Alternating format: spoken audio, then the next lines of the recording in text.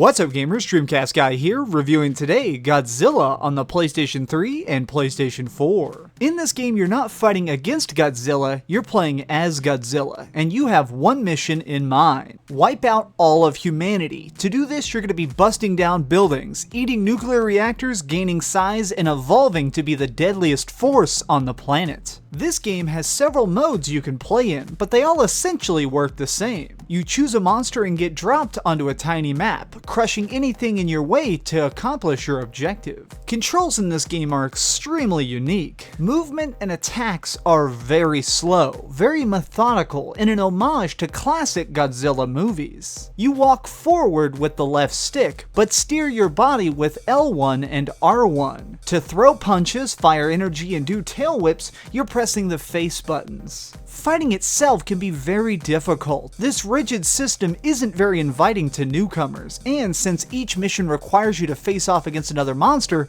you're going to find yourself stuck using it quite a bit. Even though the overall pacing is slow, I still think that smashing down buildings, laying a path of utter destruction is quite satisfying in this game. While playing through the campaign, you can only play as Godzilla itself, but if you play online versus other players, or if you do any of the free modes, you can play as any kaiju that you've unlocked in single player. The biggest draw of this game is definitely the main mode, called God of Destruction. In this, you are trying to decimate the entire world one city at a time, but there's an interesting twist to it. As you're playing through each map sequentially, you have branching decision points. You get to choose who the leader in each area is. Depending on who's elected, they choose different tactics to take out the Godzilla threat. This really increased the replayability. This made it where every time I wanted to unlock a new monster or see a new ending, I'd have to go all the way back through the entire campaign in a slightly different way, facing off against different leaders, different monsters, and learning new ways to defeat these foes. Beating some of these missions can take a lot of time and effort, and the monsters who show up can be a real challenge. You'll have to fight smart if you want to win. Like here, I wasn't able to beat Mecha King Chidora in a one-on-one fight, so instead what I did is I kept him pinned between these shock towers to drop him faster. While pounding on these beasts and collecting energy though, I started to notice how bad the graphics are. All the footage you're seeing here is captured directly from my PlayStation 4, which is kind of bizarre because I've seen so many PlayStation 3 titles that looked better than this. It looks like they were so focused on trying to get the PlayStation 3 and PlayStation 4 versions to run similar that they ended up cutting back on the graphics of the next-gen version.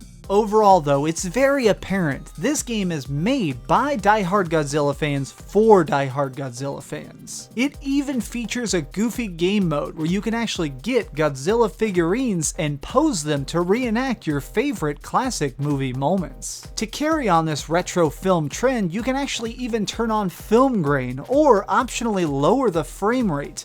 Everything seems so focused on the singular goal of making all the true glory of the Godzilla films come to life in this game. Everything is just so full to the brim with fanfare, with all sorts of different monsters from all different eras going face to face. But I feel like it lacks any real flavor to draw in the average gamer. The combat in this game is decent, but not great. The explosions are fancy, but not glorious. As a whole, everything in this game mixes together into a rather bland experience. Surprisingly, despite its piles of flaws, I did have fun with this game, at least for a while. Trying to accomplish side objectives, getting collectibles, leveling up my monsters. These things feel so fresh and exciting at the start. The longer you spend in this world though, the more paper thin everything feels. So we've heard some good and we've heard some bad, but let's head over the ratings board and put a big number on it. I am giving Godzilla on the PlayStation 4 and PlayStation 3 a 6.5 out of 10. Overall, this game is poorly built, but if you look deep, underneath all the problems, there's a lot of passion hidden inside. If you're looking for a game that's really different from what you're used to, something that's really out there, something that's brave enough to try new things, I highly recommend Godzilla as a rental. With the lame graphics and frankly broken combat, I can't really suggest anybody buy it at full price. Thanks so much for watching, gamers. This has been DreamcastGuy with another review. If this is your first time watching, feel free to subscribe because I review stuff every single week. Share this video with your friends, give it a thumbs up, but do me the biggest favor of all and keep dreaming. Also, wipe out humanity with Godzilla because Godzilla is awesome.